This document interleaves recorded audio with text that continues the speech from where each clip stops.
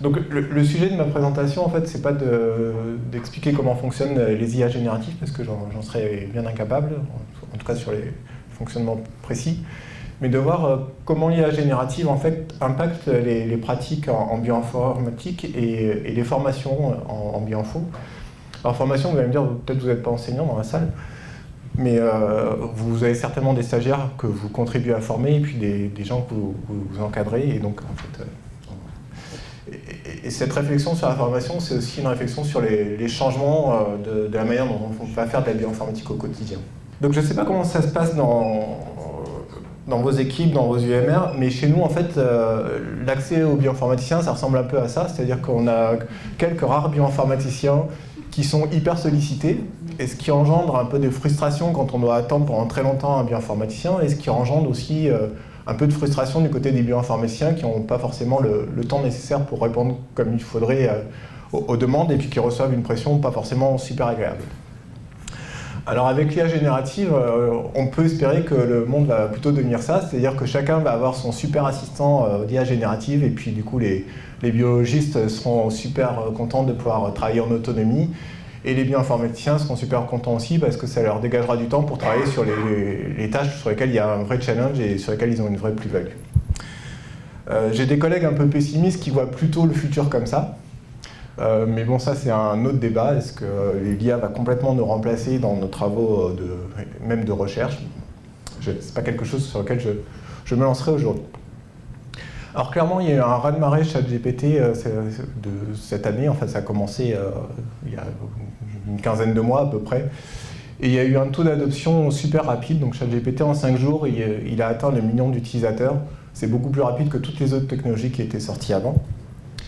Et pour l'instant, en septembre 2023, c'était encore ChatGPT et Bing qui dominaient assez largement en fait, ce marché entre guillemets de l'IA générative, avec l'essentiel des connexions qui se font sur ChatGPT ou sur Bing, sachant que Bing derrière c'était ChatGPT. Donc en fait, les deux premières barres de mon graphique, c'est en gros la même IA générative, et derrière il y a l'IA barre de Google, Claude, Perplexity, enfin quelques autres outils. Alors, pour générer ce graphique de droite, en fait, j'ai demandé à ChatGPT de le faire parce que je suis un peu feignant. Puis, en fait, comme c'est la thématique de la présentation, ça me permet aussi d'illustrer mon propos. Donc, j'ai récupéré les données. Donc, j'avais pour chaque type d'IA générative le nombre de visites, et je lui ai demandé, s'il te plaît, génère-moi un bar chart à partir de ces données.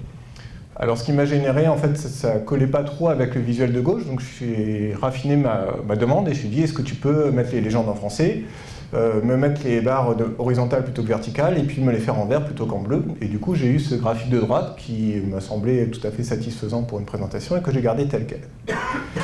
Alors évidemment, il n'est pas parfait parce que vous voyez qu'il y a encore les B de billion qui traînent, parce que ça vient de l'anglais. Et donc on n'a pas un signe milliard comme on pourrait s'y attendre en français.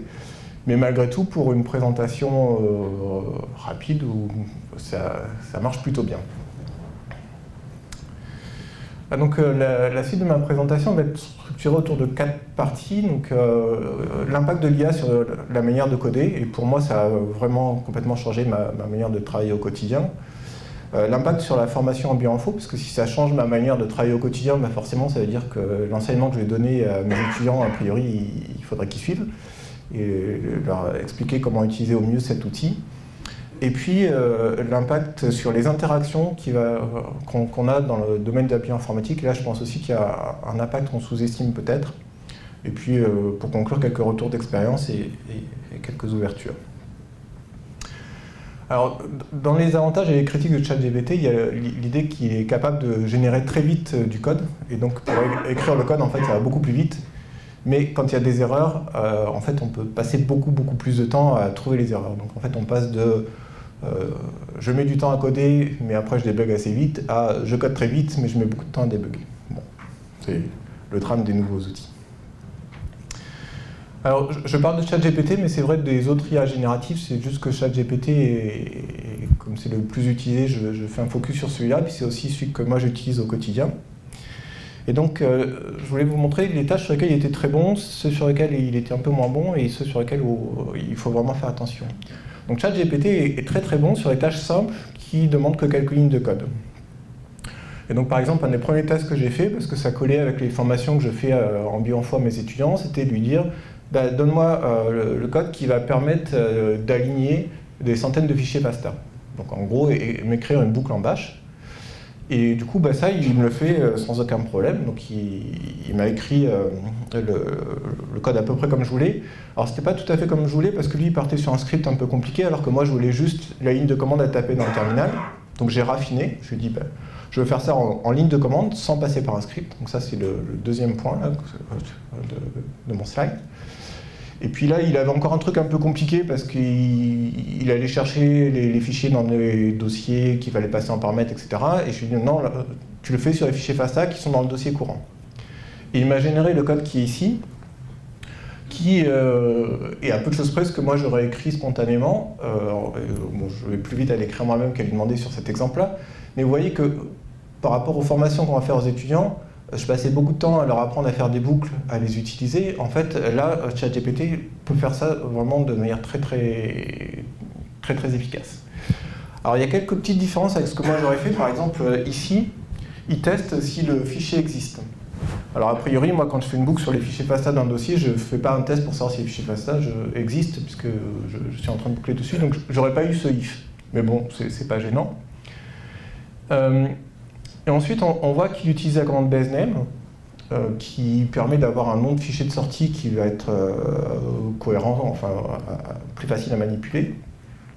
Donc ça, c'est un petit raffinement que les étudiants ne savent pas forcément faire. Donc si les étudiants demandent à ChatGPT de réécrire le code, peut-être qu'ils vont s'interroger sur qu'est-ce que c'est que cette commande basename. Alors, bah ça, c'est aussi un truc sur lequel ChatGPT est très bon, c'est que si dans le code qu'il vous donne, il y a une commande que vous ne connaissez pas, vous pouvez lui demander bah, que fait cette commande-là, est-ce que tu peux me l'expliquer? Donc du coup, un des gros plus de ChatGPT, c'est aussi que quand vous lui demandez d'écrire du code, bah, vous allez apprendre des nouveaux trucs. C'est un peu comme regarder le code de quelqu'un d'autre et puis de pouvoir demander à ce quelqu'un d'autre de vous expliquer comment il a codé. Donc basename, si on lui demande ce que c'est, bah, il nous explique ça très bien et on peut même lui demander des exemples. Donc si je lui demande des exemples simples d'utilisation de basename, il m'en fournit et il m'explique comment ça marche. Donc là, il m'a donné deux exemples. Pardon, je ne vois pas mes slides. Deux exemples de l'utilisation de basename qui permettent de bien comprendre comment ça fonctionne. C'est-à-dire que ça permet de récupérer le nom du fichier et éventuellement, si on veut, d'enlever une partie suffixe de ce nom.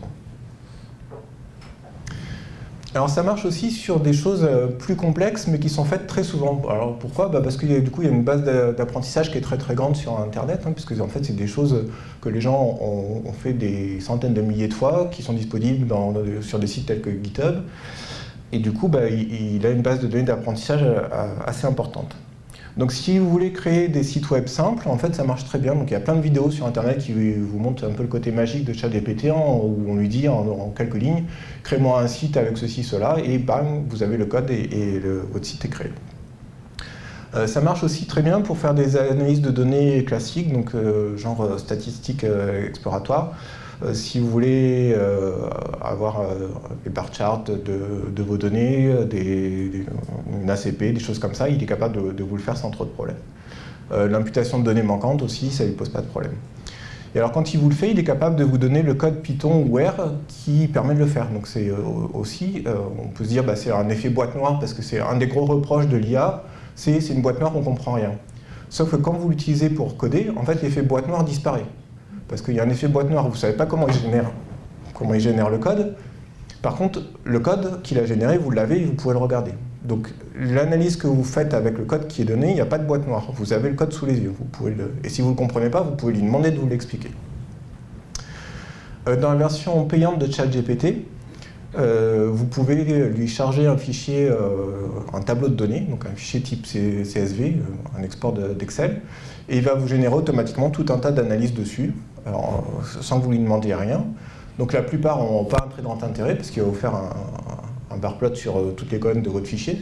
Bon, pour la majorité des colonnes, vous en fichez, mais il y en a peut-être pour lesquelles ça va être pertinente, et c'est une manière assez simple d'avoir une vision globale sur votre jeu de données et éventuellement d'identifier les données aberrantes ou les problèmes que peut avoir votre jeu de données, sans avoir à écrire de code R. Alors, sur les choses non triviales et peu fréquentes, là il va être moins bon. parce que sa base de données d'apprentissage va être plus faible.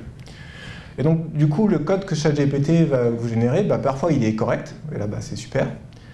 Parfois, quand vous prenez le code et que vous essayez de l'exécuter, ça vous donne un message d'erreur, donc là, vous savez que ça ne marche pas, qu'il y a un bug, bon, c'est embêtant, mais ce n'est pas catastrophique. Et le plus gênant, c'est quand vous prenez le code, que vous l'exécutez, ça fait quelque chose, mais en fait, le résultat n'est pas le bon. Et du coup, là, c'est le plus gênant parce que potentiellement, vous allez avoir des erreurs dans vos analyses sans forcément vous en rendre compte. Et donc, pour moi, un des messages principaux de cette présentation, c'est que c'est à ça qu'il faut vraiment faire attention avec ChatGPT et que du coup, il faut arriver à garder le contrôle malgré la facilité apportée par l'outil. Et donc, garder le contrôle, il y a au moins 2 manières de le faire, qui sont de mettre en place des tests, ce que normalement tout bioinformaticien fait. À chaque fois qu'on code quelque chose, on est censé faire des tests qui vérifient que ça fait bien ce qu'on croit que ça fait. Mais on ne le fait pas toujours, mais là ça devient encore plus important. Et puis comprendre le code qui est généré par ChatGPT pour s'assurer que ça fait bien ce que c'est censé faire. Alors je ne sais pas si parmi vous il y a des gens qui codent en Awk dans la salle. Est-ce que vous pouvez lever la main si vous faites du Awk de temps en temps? Il n'y en a pas beaucoup. Ah si, quand même, soyez pas timide. Donc on a quelques-uns. Donc là, c'est un petit code Awk que j'ai demandé à ChatGPT de faire. Alors on avait une petite problématique, c'est qu'on avait un fichier FASTQ, et dans ce fichier FASTQ, on voulait enlever certains reads. Et donc on avait un autre fichier qui contenait la liste des reads enlevés. Donc en gros, j'ai 2 fichiers d'entrée, un fichier qui contient une liste de noms de mes reads, et un fichier FASTQ avec tout un tas de reads, dont ceux que je voudrais enlever. Et du coup, j'ai demandé à ChatGPT de m'écrire une ligne de commande en Awk pour faire ça. Donc vous voyez que ma commande Awk, elle prend 2 paramètres. Le premier, c'est la liste des identifiants des reads à enlever. Le deuxième, c'est le fichier FASTQ de départ. Et à la fin, je voudrais avoir mon fichier FASTQ filtré. Et le code que m'a généré ChatGPT est là. Quand je l'ai lu, ça me semble tout à fait correct. Donc pour le comprendre, en fait, il suffit de savoir que NR et FNR, en fait, c'est des variables de Awk qui désignent le numéro de ligne que vous êtes en train de traiter et le numéro de ligne que vous êtes en train de traiter dans le fichier courant. Donc si les deux sont égales, c'est que vous êtes en train de traiter le premier fichier, et c'est remis à 0 à chaque fois que vous passez un nouveau fichier. Enfin, il y en a un des deux qui est remis à 0 à chaque fois qu'on passe un nouveau fichier. Donc du coup, quand je traite le premier fichier, je stocke dans un dictionnaire mon identifiant de read à exclure. Et puis sinon, c'est que je suis de l'autre côté. Et comme dans un fichier FASTQ, en fait, il y a 4 lignes par read, je regarde si mon numéro de ligne est modulo 4 égale à 1. Ça veut dire que je suis en train de lire un identifiant de read. Je récupère l'identifiant. Et puis derrière, je regarde si l'identifiant est dans ma liste de choses à exclure ou pas. Et si il n'est pas dans ma chose à exclure, à ce moment-là, j'affiche les 4 lignes. Moi, en Awk, j'aurais pas su l'écrire comme ça, j'aurais bidouillé pour le faire un peu différemment, parce que je connaissais pas le getLine. Donc j'ai appris un truc, j'ai lu le code, je me dis, ouais, c'est assez propre, c'est assez clean.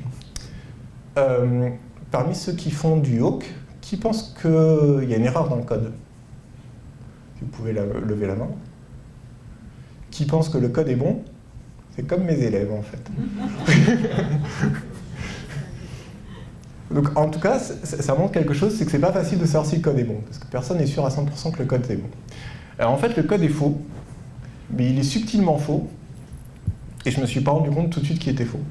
En fait, il est faux parce que c'est pas la bonne variable qui est testée ici. C'est-à-dire que quand on regarde si c'est modulo 4 pour savoir si c'est l'identifiant du read, il faut que ça soit la 4e ligne du fichier que je suis en train de parcourir, et pas la 4e ligne que je traite depuis le début de mes fichiers.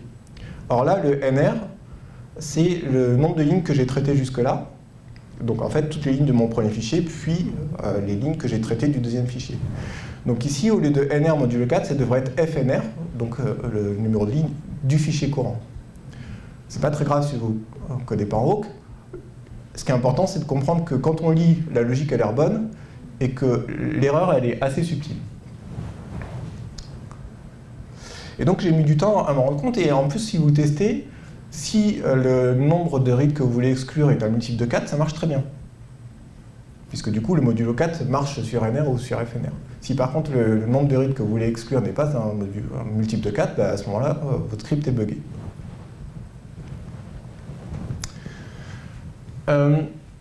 Ça marche aussi pour des choses qui sont non triviales, peu fréquentes, mais ça ne marche pas toujours. Donc c'est toujours les cas où il faut vraiment être vigilant. Donc là, c'est un TD que je fais aux étudiants de l'agro et de la fac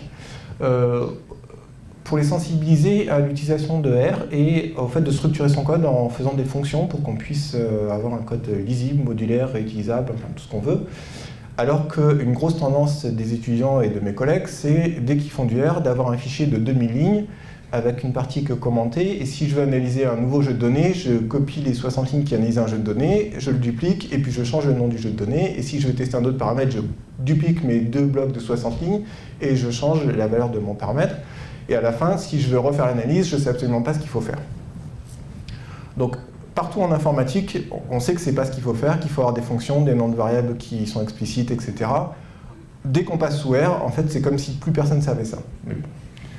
Donc j'essaie de sensibiliser mes étudiants à ça, et du coup j'ai un petit TD qui est autour de la genèse d'époque, puisque c'est des étudiants biologistes. Donc c'est un focus sur un seul locus avec 2 allèles, A1 et A2. Et donc du coup, le génotype d'un individu est représenté par un code qui est 1,1 s'il est homozygote A1,1, 1,2 s'il est hétérozygote A1,2, etc. Donc là, ce que vous voyez en bas, c'est une représentation d'une toute petite population de 5 individus, dont le premier individu est hétérozygote, le deuxième est homozygote A1,1, le troisième est hétérozygote, et les 2 derniers sont homozygotes A2,2. Donc vous voyez, c'est assez simple. Et là-dessus, j'ai une fiche de TD où je dis, où je demande à mes étudiants petit à petit d'analyser les données et de regarder s'il y a un individu homozygote. Une fois qu'ils l'ont fait, d'écrire une fonction qui teste si c'est homozygote, puis d'avoir une fonction qui va appeler cette fonction-là pour compter combien on a d'individus homozygotes dans la population, puis de calculer le HE, le FIS, etc. Donc on va de plus en plus loin, mais en construisant avec des fonctions qu'on appelle les unes, de manière à construire un code propre et réutilisable. Et donc je me suis dit, ok, mais si mes étudiants prennent mon sujet de TD et qu'ils le codent dans le chat GPT, est-ce que ça fait tout TD tout seul? Et la réponse est oui. La réponse est oui quand c'est moi qui le fais. Alors pourquoi quand c'est moi qui le fais? Parce que quand c'est les étudiants qui quand je le donne aux étudiants, en fait, ils posent des questions pointues à ChatGPT en disant comment je fais pour extraire la deuxième colonne du machin, et en fait, ils lui demandent pas juste écris-moi une fonction ishomozygote qui me dit si un individu est homozygote. Et quand ils le font, ils oublient un peu de lui donner le contexte. Donc ils ne prennent pas le début, le contexte de ma fiche de TD. Moi, si je colle le contexte de ma fiche de TD et les questions telles quelles, il me le résout sans problème. Et il me le résout presque jusqu'à la fin. Alors en même temps, ça montre que c'est super puissant, en même temps, ça pose des questions en tant qu'enseignant, mais bon. Mais comme pour l'instant, les étudiants n'ont pas le réflexe de tout coller, je m'en sors bien. Donc, ne leur dites pas. Non, je plaisante, à la fin, je leur dis quand même. Les dernières questions, en fait, ça va vers de la simulation. Donc l'idée, c'est qu'ils puissent jouer un peu avec des jeux de données de simulation pour mieux comprendre les concepts, notamment de dérive, de l'impact de la taille de population sur la dérive, etc. Et donc, l'idée de la simulation, c'est à un moment donné, vous avez votre population, donc, qui est représentée sous une forme de petit tableau. Là. Du coup, je veux avoir une fonction qui me donne la fréquence allélique de cette population, et puis je veux générer une nouvelle génération sur la base de ces fréquences alléliques. Donc, pour générer une nouvelle population, simplement, pour chaque individu, je vais tirer les 2 allèles en utilisant les fréquences alléliques de la génération précédente pour savoir si je tire un 1 ou si je tire un 2. Donc c'est assez simple, si je copie l'énoncé du sujet dans le chat GPT, à nouveau, il me donne ce code. Alors vous voyez que le code, il est très propre, hein. Donc il est bien commenté, mieux que ce que font mes étudiants, mieux que ce que je fais aussi. Les noms de variables sont tous hyper explicites, donc allele frequencies, initial frequencies, vraiment c'est du code très propre. Et quand j'ai pris ça et que je l'ai collé dans mon RStudio, dans la fenêtre dans laquelle j'étais en train de faire les tests pour voir comment il arrivait à gérer mes feuilles de TD, ça m'a généré en fait le résultat de mes fréquences alléliques à la fin de mon processus d'évolution, et ça avait l'air de marcher à peu près. Et puis en y regardant de plus près, je me dis non, c'est bizarre quand même, ça ne me donne pas les mêmes résultats que quand c'était moi avec mon code. Et si on regarde le code de plus près, en fait, on se rend compte qu'il est faux. Mais il est faux, à nouveau, de manière un peu subtile, notamment parce qu'il utilise quelque chose qu'il ne faut jamais utiliser, qui sont des variables globales. Donc ça aussi, c'est quelque chose auquel j'essaie de sensibiliser mes étudiants. Donc si vous regardez ici, en fait vous avez une boucle qui va faire les choses pour tous les individus et donc qui va de 1 au nombre de lignes qu'il y a dans mon tableau qui présente ma population. Donc en gros, c'est pour chaque individu, je fais ceci. Sauf que la population, en fait, c'est la variable pop1. Mais pop1, si je regarde dans ma fonction, nulle part dans ma fonction, j'ai du pop1. Alors quand j'ai collé dans mon RStudio, ça a marché parce qu'avant, dans les petits exemples que j'avais défini mon pop1. En fait, c'était dans le contexte au départ, en fait, je lui explique comment je représentais ma population. Mais en fait, vous ne pouvez pas comprendre comment fonctionne la dérive avec ce code-là, parce qu'en fait, il utilise toujours la même population pour faire la simulation. Et ça se voit également au niveau de la signature de la fonction. Donc la signature de la fonction, en fait, c'est un peu le contrat auquel s'engage la fonction. Donc ça dit quelle information elle prend en entrée et ce qu'elle doit renvoyer en sortie. Et donc en entrée, là, elle prend les fréquences initiales et le nombre de générations. Et vous voyez que pour comprendre la dérive et faire évoluer une population, ça ne va pas le faire si je n'ai pas le nombre d'individus de ma population. Donc il manque clairement un paramètre qui est le nombre d'individus. Ceci dit, moi quand je vois ça, j'ajoute assez facilement un paramètre supplémentaire ici qui est le nombre d'individus, et ici au lieu de nrow, je mets le nombre d'individus, et j'ai une fonction qui marche très bien en n'ayant pas passé beaucoup de temps. Mais ça veut dire qu'il faut quand même une bonne maîtrise de Awk ou de Python pour pouvoir corriger ce que vous génère ChatGPT. Donc en fait, il ne faut pas croire que ça va complètement supprimer le besoin de compétences en bioinformatique. Ça le décale simplement d'un problème souvent de syntaxe à un problème plus poussé de débugage ou d'algorithmique. Alors le débugage, parlons-en. En informatique, c'est souvent un des verrous et une des difficultés. Et alors quand on doit débugger le code de quelqu'un d'autre, c'est encore plus difficile. Et donc du coup, là, quand vous demandez à ChatGPT de vous générer le code et qu'il est buggé, c'est un peu compliqué parce que c'est pas votre code. Donc il y a des fois où j'y arrive pas, et où dans ce cas-là, je pars dans l'autre sens, c'est-à-dire que je commence à écrire une version du code à ma sauce, et je lui demande de la corriger ou de l'améliorer. Parfois c'est plus simple. Donc on peut jouer dans les deux sens. Vous pouvez lui demander d'écrire du code et essayer de le corriger, ou avoir une première version de votre code et lui demander à lui de le corriger. Ça a un avantage aussi, c'est que ça vous permet d'identifier vos erreurs. Donc s'il y a des choses ou d'identifier, pas forcément des erreurs, mais des améliorations dans votre code, parce qu'il y a des fonctions que vous ne connaissez pas. Donc vous lui donnez votre code et vous dites « améliore-moi ça », et en général, quand il vous l'améliore, en fait, ça continue à marcher parce que vous lui avez déjà donné un code qui marchait, mais le code est plus clean. Il utilise des trucs que vous ne connaissiez pas, et du coup, ça permet d'apprendre. Alors c'est quand même pas l'outil idéal de débugage, parce que des fois, il voit des bugs qui n'existent pas. Donc si vous lui dites « trouve-moi le bug là », puisque vous lui dites « trouve-moi le bug là », ça veut dire qu'il y a un bug, donc il vous trouve un bug. Il y en a un, il n'y en a pas, il vous le trouve.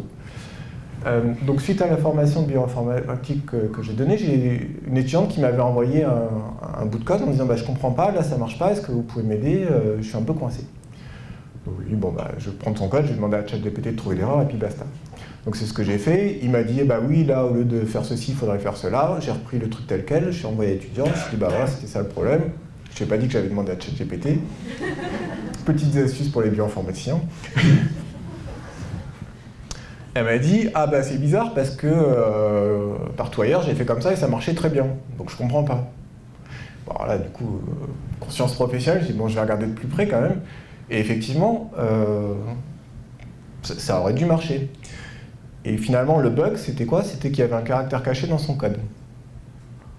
Donc pour voir les caractères cachés, le 4-A sous Linux qui permet d'afficher les caractères cachés, on le voit. Donc en fait, comme c'est un problème fréquent avec les codes des étudiants qui font des copier-coller qui viennent d'Internet, au bout d'un moment on se méfie, donc je l'ai trouvé. Mais vous voyez que si vous prenez le code tel quel et que vous le copiez dans ChatGPT, le caractère caché disparaît. Donc en fait, il ne peut pas trouver le bug parce que il faudrait lui donner en chargeant le fichier. Mais là, je lui avais donné en faisant un copier-coller. Donc tout ça pour dire que je lui ai dit quel est le bug, il m'a trouvé le bug. Donc, dans les gens qui travaillent sur les IA génératives, une des solutions qu'ils préconisent, c'est en fait de travailler différemment. Donc, ils ont fait ça sur des tests d'exercices de maths au niveau collège-lycée. En fait, s'ils donnent la solution donnée par l'étudiant et qu'ils demandent est-ce que c'est bon, est-ce que c'est faux, l'IA générative se plante assez souvent. Un peu comme nous, quand on essaie de relire une solution, en fait, on passe au travers les erreurs parce que ça semble logique et du coup, on ne fait pas gaffe. Par contre, si vous résolvez de votre côté le problème et qu'on vous donne la solution de quelqu'un d'autre, là vous allez plus facilement voir les erreurs, ne serait-ce que parce que vous n'avez pas le même résultat à la fin. Et donc ce qu'il préconise, c'est de demander à l'IA générative de résoudre le problème d'abord, et ensuite de lui demander s'il y a une erreur dans votre solution. Alors, une autre faiblesse de ChatGPT, c'est qu'il n'est pas très lucide sur ses réponses et ses compétences. Il a du mal à savoir qui ne sait pas. Ce qui est une des forces des chercheurs, normalement, justement, de dire bah, ça je ne sais pas, et quelque chose sur lequel on insiste auprès de nos étudiants, que c'est mieux de dire qu'on ne sait pas plutôt que d'essayer d'inventer. Donc là, j'ai une collègue avec qui je prépare CTD de Bioinfo qui fait ça chaque année, mais ce n'est pas son cœur de métier, et du coup, elle ne se souvenait plus de ce à quoi servait l'option -W du grep. Du coup, elle dit, bah oui, on a l'information du ChatGPT, allons-y. Et elle lui a demandé. Et du coup, ChatGPT lui explique super bien.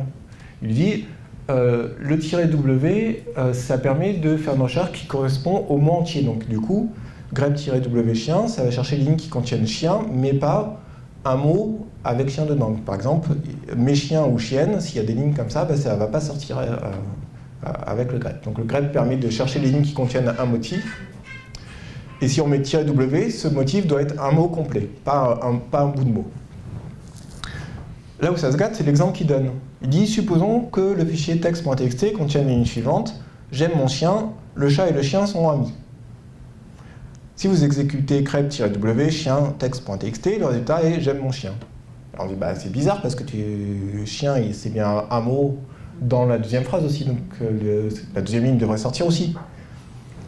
Du coup, elle lui a dit, bah, c'est bizarre, pourquoi il n'a pas trouvé chien dans la deuxième ligne? Là, ChatGPT dit, ah oui, pardon, excuse-moi. Il aurait dû trouver. Et donc il dit, il aurait dû trouver à la fois la première et la deuxième ligne. Et du coup, elle vient, elle me raconte ça. Ça, c'est rigolo. On dit, bah, qu'est-ce qui se passerait si on lui disait que, bah, en fait, on a testé et que non? Alors du coup, on lui dit, bah, en fait, j'ai testé, effectivement, la deuxième ligne n'est pas renvoyée, tu avais raison au début. Il dit, ah, je m'excuse, pour la confusion, vous avez raison. Il me redonne le comportement de grep, mais du coup, j'ai toujours pas la vérité sur le grep-w. Et des fois, on a des emballements comme ça, où au bout d'un moment, en fait, il commence à perdre un peu le fil de la discussion. Alors, la mise à jour.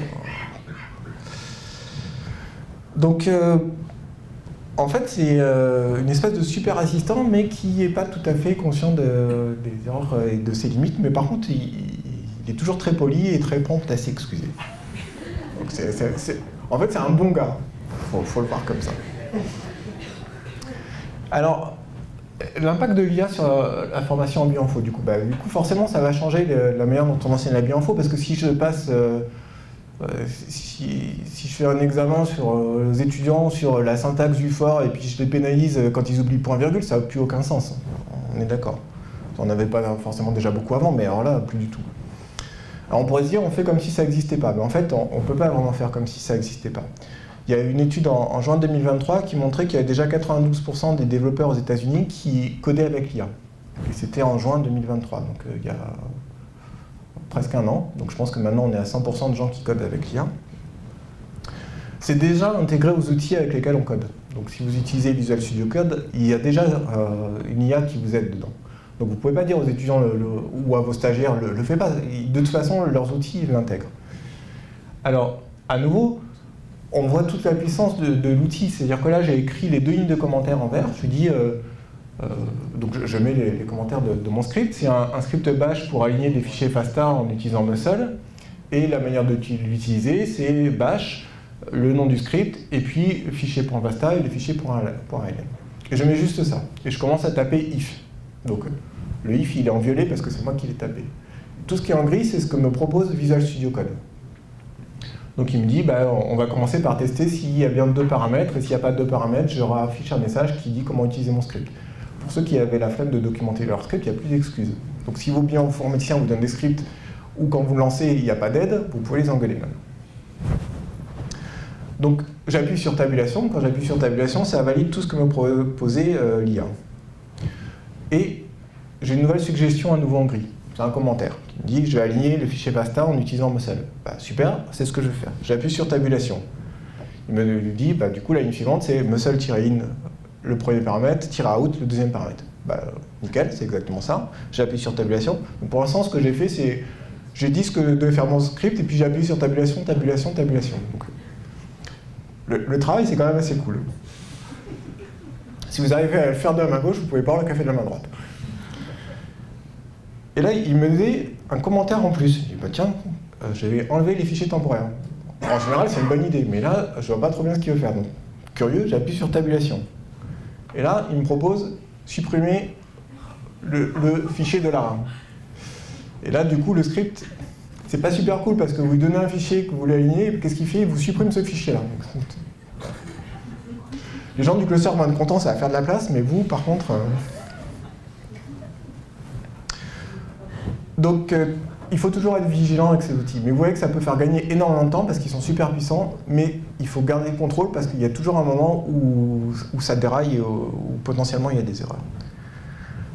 Les prochains PC sont annoncés avec une touche dédiée à l'IA. Donc les prochains PC, les ordinateurs portables, le prochain clavier, c'est annoncé qu'il y aura une touche dédiée avec une touche l'IA pour les PC Microsoft.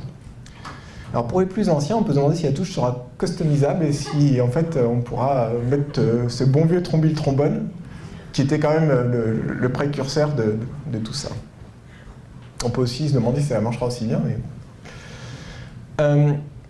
alors en termes de pédagogie, par contre, et de gain de productivité, il y a encore des questions qui se posent, et il n'y a pas beaucoup d'études, donc il y en a quelques-unes, mais bon. Donc en 2023, il y a eu une étude sur l'impact de l'IA sur les développeurs, et en fait, ils constataient que les développeurs allaient beaucoup plus vite avec l'IA, donc presque 2 fois plus vite. Mais il y avait une autre étude en 2022 qui disait qu'il n'y avait pas de gain de productivité. Donc vous voyez que les résultats sont contradictoires. Après, c'est normal, c'est de la science en mouvement, donc je pense qu'il manque encore de recul. Mais même s'il n'y avait pas de gain de productivité, les développeurs disaient qu'ils préféraient travailler avec l'IA. Donc, moi, mon point de vue, c'est que même si vous passez autant de temps, en fait, comme l'IA vous génère une première version du code et qu'après vous avez à la débugger, en fait, vous faites un travail intellectuellement plus satisfaisant, donc vous vous emmerdez moins avec les problèmes de syntaxe et vous passez plus de temps à réfléchir. Donc, pour un informaticien, et un bioinformaticien, c'est toujours plus gratifiant. Mais il y en a quand même la moitié qui avaient des difficultés à trouver les bugs donnés par l'IA. Sur ce qu'on enseigne à nos étudiants, donc les modules d'initiation à l'informatique,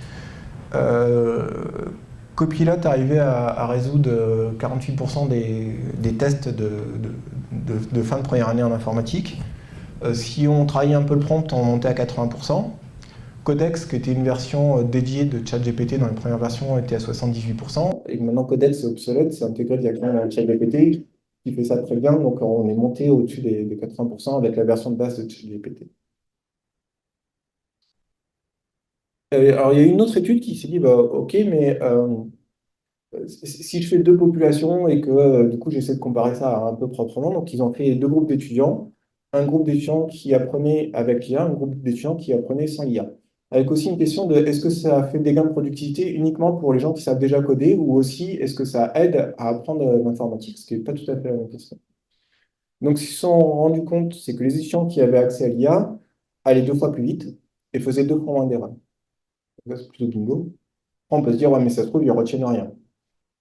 Donc, du coup, ils ont testé. Donc, ils ont fait une évaluation en fin de module.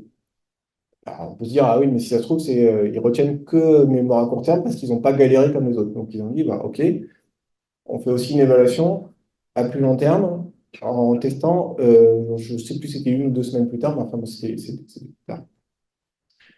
Et dans les 2 cas, ils ne voient pas de différence significative. Donc, ça veut dire que même ceux qui ont galéré, en fait, pas plus appris. Et par contre, ce qu'ils voient, c'est que les étudiants qui ont eu l'IA, en fait, ont trouvé ça beaucoup plus agréable. Donc ça enlève tout un tas de barrières au départ. Donc le truc de ah non, moi j'y comprends rien en informatique, ça disparaît. Le truc de oh ça me saoule, ça marche jamais ces trucs parce qu'on passe 1 heure sur un point virgule et que le compilateur nous dit bah il manque le point virgule. Et on dit bah s'il manque le point virgule, il faut lui me le dire pourquoi tu ne le mets pas. Au début, c'est un peu quand même le truc. Et ils sont moins stressés et moins découragés. Donc en fait, c'est une source de motivation assez forte. Et un autre point, c'est qu'ils codent mieux. C'est-à-dire qu'en fait, pour arriver à faire marcher l'IA, ils sont obligés de structurer leur code. Donc en fait, ils découpent le code naturellement en fonctions, ils l'organisent en petites fonctions, ils demandent à l'IA de générer la fonction, et du coup, à la fin, ils ont un code qui est nettement plus propre que les autres. Alors, il y a des gens qui ont commencé à réfléchir sérieusement sur ce qu'il fallait enseigner et comment l'enseigner. Donc, il y a un bouquin qui est en préparation, enfin, qui est en pré-version, sur comment on fait pour enseigner Python avec l'IA. Et l'idée, c'est que si on reprend le workflow de comment on peut travailler assisté par l'IA, en fait, on a un gros problème à résoudre. La première chose, c'est de décomposer ça en sous-problèmes. Comme tout. Enfin, en fait, c'est ce qu'on faisait classiquement, sauf qu'il y a une étape où il y a l'IA qui va arriver. Et une fois qu'on a décomposé, en fait, il va falloir structurer ça et définir les fonctions qui vont nous permettre de résoudre chacune des tasks, enfin, chacune des sous-tâches décomposées. Et quand on arrive à ce niveau-là, quand on arrive à cette liste de fonctions, on peut demander à l'IA de nous écrire le code pour chacune des fonctions. Et donc, ben, on écrit un premier prompt où on demande à l'IA d'écrire le code qui correspond à la fonction. L'IA nous génère le code, on le lit, on dit bah oui, ça va être pas mal, on le teste. Si ça marche pas bien, on reboucle en lui disant bah là, il y a un problème, on corrige. Et puis à la fin, on a un code qui marche pour cette fonction-là et on passe à la fonction suivante. Donc vous voyez que là où l'IA va intervenir fortement, c'est sur l'écriture du code qui correspond à des fonctions relativement simples. Mais le reste, la structure globale et l'algorithmique et le débugage, ça reste plutôt pour l'humain pour l'instant. Donc clairement, la syntaxe exacte devient moins importante et pour des bioinformaticiens, enfin, notamment pour moi, c'est super confortable parce que je jongle entre plusieurs langages de programmation. Donc, et aussi, des fois, je reprends le code d'étudiants, des stagiaires qui sont plus là. Donc, il faut que je passe de Awk à Perl à Python à Java à Rust à autre chose. Et du coup, bah, de ne pas avoir à me prendre la tête sur comment j'écris cette boucle fort en Python, parce que je ne me souviens jamais des listes de compréhension ou des choses comme ça. Je sais qu'on peut le faire, mais je ne me souviens plus de la syntaxe exacte, ou comment j'écris, je crée un dictionnaire en Awk. Et ben ça, j'ai plus besoin de le retenir. Par contre, ça dégage du temps pour les savoirs clés, fondamentaux, enfin, de plus haut niveau, qui vont être comment organiser le code, comment le découper en modules, classes, fonctions, donc comment structurer son code, définir la signature d'une fonction, parce qu'en fait, ça va être en gros le point d'entrée que vous donnez à ChatGPT. Également, c'est comme quand on collaborait avec des gens, en fait, on se met d'accord sur les différentes fonctions, puis une fois qu'on est d'accord, on dit, bah, toi, tu vas écrire cette fonction-là qui prend tel paramètre qui renvoie ça, puis moi, pendant ce temps-là, je vais écrire le reste qui suppose que cette fonction-là existe. On fait la même chose avec ChatGPT. Pour arriver à bien interagir, il faut aussi arriver à exprimer son besoin. Et ça nécessite d'avoir le vocabulaire informatique qui va permettre de communiquer efficacement avec ChatGPT. Des fois, on a besoin de pouvoir lui dire, bah, tu vas utiliser une table de hachage ou tu vas faire un tri de type quicksort ou j'en sais rien. Enfin, là, c'est des exemples un peu simples, mais il y a un vocabulaire un peu implicite que les étudiants biologistes n'ont pas forcément.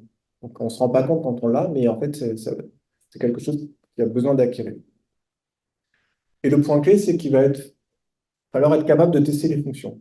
Donc ça remet vraiment un accent sur les tests unitaires qui souvent sont mentionnés dans les enseignements, mais en fait, on ne perd pas beaucoup de temps. Et finalement, un enseignement moderne, entre guillemets, de l'informatique, ça pourrait être, je prends mon problème, je décompose, j'écris les signatures de mes fonctions, j'écris les tests unitaires, donc test first. Ensuite, je demande à ChatGPT d'écrire le code de chaque fonction et je valide le code grâce au test que j'ai écrit. Et il faut aussi savoir lire un code, l'évaluer, le comparer et éventuellement être capable de combiner des codes qui viennent de différentes sources. Parce que des fois, ben, en fait, la première solution n'est pas la bonne, donc vous êtes obligé de reformuler ou vous avez deux solutions alternatives proposées par l'IA. Et dernier point qui n'est pas mentionné par les auteurs du livre auquel je faisais référence, c'est être capable d'écrire un algorithme. Et alors ça, moi, c'est quelque chose que je fais naturellement parce que je suis informaticien de base, mais c'est quelque chose auquel j'ai été confronté, c'est-à-dire que sur certaines tâches, ChatGPT, il n'arrivait pas à s'en sortir. J'avais beau, même envie de donner les exemples de en entrée, j'ai ça, j'attends ça en sortie, le résultat n'était pas bon. Par contre, je lui ai écrit l'algo, je lui ai dit, bah, ok, tu fais, pour chaque séquence, tu fais ceci, machin, et si ça, alors tu fais ci, et si ça. Et là, il m'a généré le code Python sans aucune erreur. Donc là où, en fait, l'algo, dans ma tête, il était déjà clair, mais pour l'écrire en Python, j'aurais passé peut-être une demi-journée, avec des problèmes de syntaxe, et en mettant des bugs dans le code que j'ai écrit. Là, je lui ai juste donné l'algo, et il m'a fait un code Python nickel. Alors, est-ce qu'il y a des compétences spécifiques à l'IA générative? Ça, c'est une question qu'on peut se poser. Et notamment, il y a pas mal de formations que vous pouvez trouver sur Internet sur comment écrire des prompts efficaces. Donc, pendant un moment, c'était le gros buzz. Ça a tendance un peu à s'estomper. Ça, moi, je pense que c'est pas forcément utile, notamment parce que chaque nouvelle génération de ces IA génératives, en fait, progresse. Et du coup, ce qui était nécessaire de mettre à une génération pour avoir une bonne réponse est inclus dans le prompt de base de l'IA, donc vous n'avez plus besoin de le spécifier. Et en plus, comme pour le coup, c'est vraiment des boîtes noires, on ne sait pas trop pourquoi il faut mettre ça dans le prompt pour que ça marche.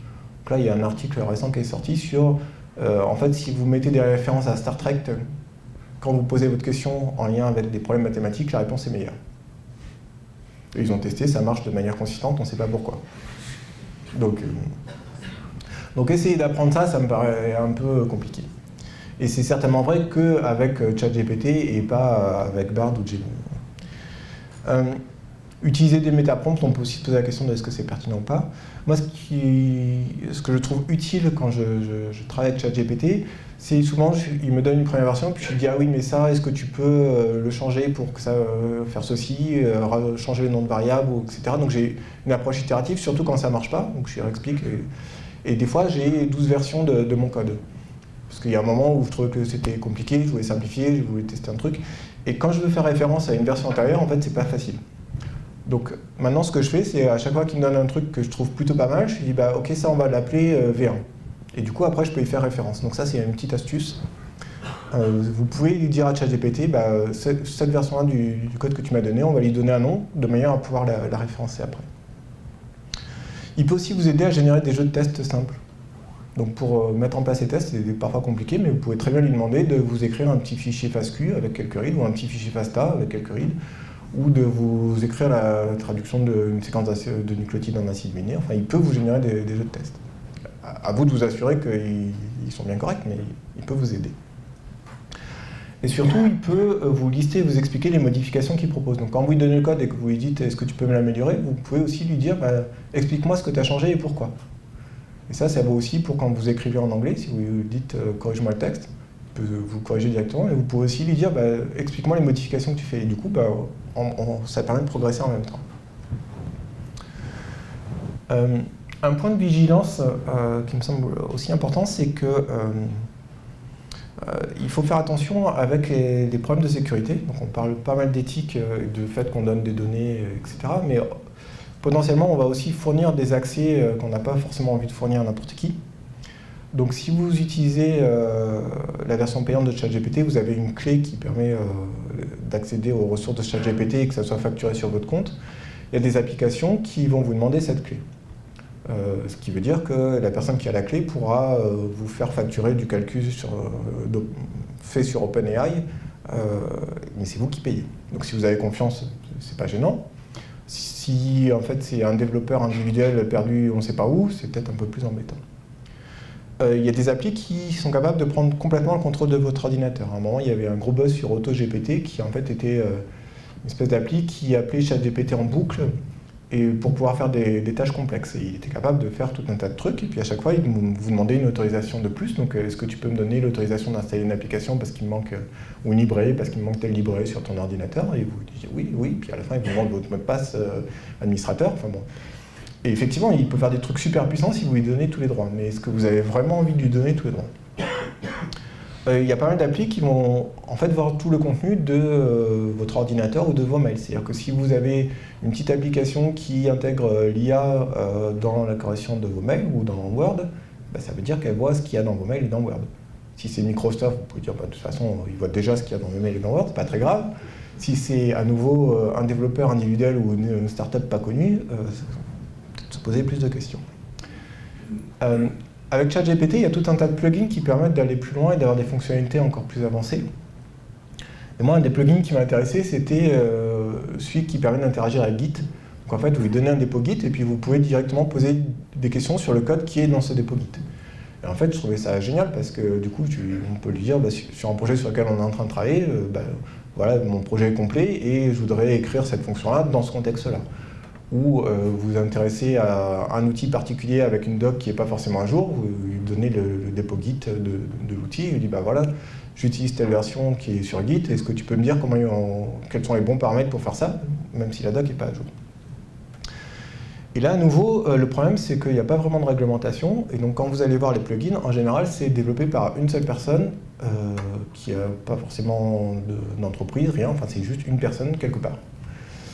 Et donc il y a des gens qui ont alerté sur ces problèmes de sécurité, notamment sur ce plugin, enfin sur un des plugins Git, où ils ont montré qu'en fait, ils pouvaient construire un faux site Git, en gros, et si vous connectez à ce dépôt Git avec le plugin, bah, à ce moment-là, il était capable de rendre tous vos dépôts Git publics, même si avant ils étaient privés. Donc à partir du moment où on vous demande vos codes d'accès Git ou vos codes d'accès pour n'importe quoi, sachez qu'il y a potentiellement des failles de sécurité. Je pense que ça va avoir un impact sur les interactions qu'on a dans le domaine de la bioinformatique. Alors, une des plus évidentes, c'est que ça réduit considérablement la barrière de la langue. Donc nous, des fois, on a des étudiants en mobilité entrante qui ne parlent pas forcément ou l'anglais ou le français, parce qu'en fait, on a des étudiants du Sud qui ne maîtrisent pas bien l'anglais, et on a aussi des étudiants qui viennent des pays du Nord qui ne maîtrisent pas le français. Moi, sur mon ordinateur, par exemple, quand j'ai un PDF comme ça, là, je clique sur le petit bouton en bas à droite, ça me sélectionne le texte, je clique sur le petit bouton à gauche, ça me le traduit. Et en fait, la traduction, si vous regardez, donc on est passé de l'anglais au français, et elle est nickel. Enfin, en tout cas, elle est largement suffisante pour comprendre le sujet. Nous nous concentrons sur un seul locus avec deux allèles à 1 et à 2, nous considérons un ensemble d'individus qui ont été génotypés à ce lieu, bon, une petite approximation. Chaque individu a donc l'un des 4 génotypes, etc., etc. Donc, la barrière de la langue, si vous avez un postdoc qui ne parle pas le français, pas l'anglais, à la limite, bon, pour la communication dans les réunions de travail, ça va être compliqué, mais pour les documents écrits, il n'y a plus trop de difficultés. Pour moi, il va y avoir un gain d'autonomie. Alors, on pense beaucoup au gain d'autonomie du biologiste qui va pouvoir faire ses scripts en autonomie. Moi, j'ai une collègue de bureau qui me disait qu'elle n'osait pas faire des scripts R avant et puis que maintenant, elle faisait sans problème parce qu'elle faisait avec ChatGPT. Et il n'y a pas la barrière de je vais déranger un collègue ou je vais montrer que je ne sais pas. Donc, c'est vraiment une facilité. Mais il y a aussi de l'autonomie de l'autre côté pour moi. Côté bioinformaticien, donc si vous avez un bioinformaticien qui débarque sur un projet de biologie avec un contexte spécifique et qui ne connaît pas bien le domaine, ben, il peut très bien aussi poser des questions à l'IA. Donc si vous basculez sur un truc, je ne sais pas moi, l'étude du génome de la banane ou de la structure 3D de je ne sais pas quelle famille de protéines que vous ne connaissez pas, l'IA peut répondre à certaines de vos questions et vous faire gagner aussi en autonomie. Et je pense que ça peut aussi aider à optimiser les interactions. Donc, souvent, on a un petit fossé entre les demandes des biologistes et puis ce qui est rendu par les bioinformaticiens. Ce qui vient notamment du fait qu'on n'écrit pas des cahiers des charges qui sont très détaillés, notamment parce que les cahiers des charges sont souvent fluctuants et d'une semaine à l'autre, on ne veut plus tout à fait la même chose. Et c'est normal, parce qu'en fait, on fait de la recherche, donc on ne sait pas exactement ce qu'on veut. Mais là, je pense que l'IA peut aider à formaliser un peu les questions et les attendus et à éviter les malentendus qu'il peut y avoir. Et puis, vous pouvez créer des chatbots à façon. Donc, vous pouvez dire, sur un projet donné, en fait, je vais nourrir l'IA avec une dizaine de documents du projet, donc, qui peuvent être la réponse à l'appel d'offres, et puis 4 ou 5 papiers qui font référence, et puis les comptes rendus de réunion. Et après, discuter avec l'IA avec des réponses qui vont être adaptées, enfin qui vont être plus spécifiquement liées à votre projet. Ça fait aussi des super tutoriels, c'est-à-dire qu'à nouveau, si vous essayez d'utiliser SnakeMake ou les SamTools, qui sont des outils avec plein d'options, en fait, vous pouvez très bien donner la version PDF du tutoriel qui fait 150 pages, et puis avec la version que vous utilisez, et poser la question à l'IA pour vous dire si je veux faire ça, comment je fais. Donc d'un point de vue pédagogique, en fait, ça permet d'avoir des tuteurs spécialisés et individualisés pour nos étudiants. Donc là, j'ai un collègue qui a créé un GPT spécifique pour la génétique des populations. Donc il l'a nourri avec différents documents de référence en GNDPOP. Donc sur le site, sur la version payante de GPT, en fait, c'est très facile. Hein. Vous avez une petite interface qui est ici. Vous lui dites que ce que vous voulez dans votre logo, ça vous génère un logo, puis après vous lui donnez les PDF que vous voulez, et ça vous crée un chatbot adapté à vos besoins. Et donc il a créé le GenPop Buddy, donc c'est Jean-François Martin qui a fait ça, qui travaille au CBGP. Et du coup j'ai joué avec, parce que moi j'ai un module où on fait pas mal de génération des pop avec les étudiants, et je me dis, bah, en fait, est-ce que c'est vraiment quelque chose dans lequel je peux avoir confiance si ça répond à mes étudiants? Donc du coup je lui ai dit, bah, est-ce que tu peux me rappeler la définition du FST? Donc il commence et il me donne une définition, il me dit bah, si c'est à 0, ça veut dire qu'il n'y a pas de différenciation génétique entre mes pop, si c'est FST égale à 1, c'est que j'ai une différenciation maximale entre mes pop. Après je lui ai dit bah, ok, mais est-ce que tu peux me donner une définition plus formelle de comment ça se calcule? Donc il m'a donné une définition avec la variance. Je lui ai dit ok, est-ce que tu peux me donner la définition alternative du FST basée sur l'écart relatif d'hétérozygosie attendu intra et interpop? Pas de problème. Il me le donne, le FST, le H-H, et hop. Et donc vous voyez qu'en fait c'est assez fort. Si on lui demande de refaire la preuve du θ en se basant sur la théorie du coalescent, il n'y a pas de problème non plus, il fait ça nickel. Et il fait ça nickel parce qu'il a été nourri avec des documents vraiment spécifiques à cette discipline-là. Et donc du coup, il n'y a pas de frein pour poser des questions, même s'il y a des fautes d'orthographe dans la question, parce que si vous regardez mes prompts ChatGPT, il y a souvent des fautes. Mais je ne fais même plus l'effort de les corriger, ça c'est peut-être un biais négatif, parce que de toute façon, il comprend très bien, même si mon anglais est approximatif et que mon français est bourré de fautes. Alors, en retour d'expérience, et en conclusion, je pense que ces outils sont vraiment des outils puissants, notamment pour coder. Et un des gros avantages qu'on a, c'est que, comme je disais au début, on n'a pas l'effet boîte noire, puisque l'effet boîte noire est dans la génération du code, mais le code, on l'a, et donc quand on l'utilise sur nos données, on sait exactement ce qui est fait. Et puis, contrairement à d'autres disciplines, c'est facile de vérifier si ça marche. Parce qu'en fait, il suffit d'écrire les tests qui vont tester si le code fait ce qu'on dit. Alors que si vous demandez des assertions sur la sociologie ou la politique ou l'histoire, c'est des fois plus compliqué de tester, et aussi pour les étudiants de savoir si ça marche ou pas. Là, les étudiants, ils voient bien si ça fait ce que ça doit faire ou pas. C'est un outil faillible, d'où l'importance de mettre les tests en place et d'enseigner comment les mettre efficacement en place. C'est un outil qui évolue de manière très rapide, donc en fait il y a des nouveaux outils qui sortent toutes les semaines. Et il faut faire attention aux failles de sécurité potentielles, parce que c'est tentant d'installer des outils super puissants qui font plein de trucs sur votre ordi, mais sachez que pour pouvoir faire ces trucs puissants, il faut qu'ils aient accès à vos documents, ce qui n'est pas toujours souhaitable. Dans les modules où j'ai utilisé ChatGPT, donc il y a 2 modules destinés à des biologistes pour une initiation à la bioinfo, en fait ça s'est révélé être un super tuteur. C'est-à-dire que pendant les TP, j'avais beaucoup moins de questions, et les étudiants m'appelaient quand ChatGPT ne savait pas répondre.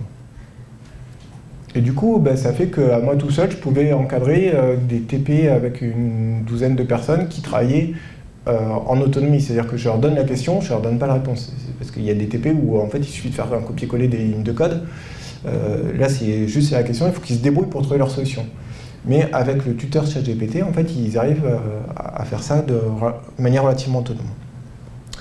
Par contre, il y a une très forte hétérogénéité sur la manière dont ils l'utilisent et sur, du coup, ce qu'ils en tirent. C'est-à-dire que j'ai les 2 extrêmes de gens qui disent non, je veux d'abord essayer par moi-même pour bien comprendre et je demanderai à l'IA qu'après. Il y a ceux qui disent ça sert à rien que j'essaie de comprendre, il suffit que je colle et puis je prends le truc de ChatGPT et ça marchera. Et c'est facile. Donc, dans cette classe d'étudiants, en fait, j'en ai qui à la fin avaient tellement rien compris en étant persuadés qu'ils étaient forts et que de toute façon l'IA leur donnerait la solution, qu'en fait ils récupéraient des scripts qu'ils copiaient dans le terminal ou des lignes de commande qu'ils essayaient, enfin en gros du code Python qu'ils essayaient de mettre dans RStudio quoi, pour caricaturer. Enfin, on était à peu près à ce niveau-là. Donc il faut quand même faire attention dans la manière dont les gens vont s'y approprier. Il y a clairement un effet waouh quand les gens découvrent ça. Et en informatique, ils se rendent très vite compte par eux-mêmes des limites de l'outil. Donc ça, c'est un des avantages qu'on a. Dans d'autres disciplines aussi, par exemple, j'ai un TD où ils doivent restreindre les jeux de données des primates. Donc on a un jeu de données mammifères, il faut restreindre aux primates. J'ai les deux voisins de table là, qui ont donné la liste des espèces et qui ont demandé à ChatGPT de donner les primates. Ils avaient le même nombre d'espèces, donc ils étaient contents. Puis quand ils ont regardé de plus près, c'était pas les mêmes espèces. Et ils se sont rendus compte que le gorille, par exemple, n'était pas classé comme un primate par ChatGPT, ce qui était un petit peu embêtant. Donc en découvrant par eux-mêmes ce type d'erreur, en fait, ça leur permet de bien prendre conscience des limites de l'outil. Pour l'évaluation, mais là c'est un problème spécifique enseignant, ça pose quand même des questions, c'est pas simple de mettre en place une évaluation. Pour l'accessibilité, en plus de la traduction, vous avez des outils qui font des sous-titres de manière super efficace. Donc maintenant, les sous-titres de mes vidéos que je poste sur YouTube sont générés par Whisper. Donc j'ai quelques corrections à faire, mais c'est vraiment mineur. Et alors, j'ai surtout parlé de ChatGPT jusqu'à maintenant, mais il y a d'autres choses qui existent, évidemment. Il y a Google qui a sorti son IA générative Gemini il y a pas très longtemps, enfin une nouvelle version de Gemini qui est assez puissante. Et un outil qui s'appelle NotebookLM qui permet de télécharger plusieurs PDF et du coup d'avoir des réponses qui vont être plus ciblées sur le contenu de vos PDF que sur le contenu du web. Un peu comme ce que je vous ai montré avec le GenPop Buddy. Mais le GenPop Buddy, il faut la version payante de ChatGPT, alors que le NotebookLM, il faut juste un VPN, parce que pour l'instant c'est disponible qu'aux États-Unis, mais c'est gratuit. Et puis il y a le petit challenger français qui a sorti une IA générative qui joue dans la cour des grands, puisqu'en fait en termes de performance, ils sont entre ChatGPT 3.5, donc la version gratuite, et ChatGPT 4, d'après les derniers tests. Donc ils sont vraiment pas mauvais.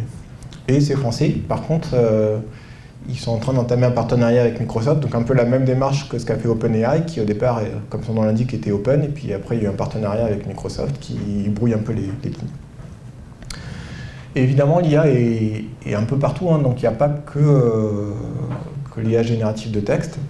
Là, c'est des collègues qui, dans l'équipe, dans le cadre d'un projet, en fait, ils voulaient phénotyper du blé, donc compter et mesurer la hauteur des épis. Donc vous les voyez, ils ont positionné les épis sur une grande feuille de papier blanc, ils ont pris une photo, et puis après, ils ont utilisé les outils d'analyse d'image qui intègrent de l'IA pour identifier les épis. Et ce que vous voyez ici, en fait, c'est chaque petit point, là, c'est l'IA qui a identifié l'épi de blé, et vous voyez qu'en fait, c'est absolument nickel. Et sur cette base-là, ils ont du coup pu mesurer la hauteur des épis sans se prendre la tête de manière automatique. Et les compter, mais bon, les compter, quand il est posé, ils pouvaient les compter. Mais les hauteurs, par contre, c'est un peu plus compliqué.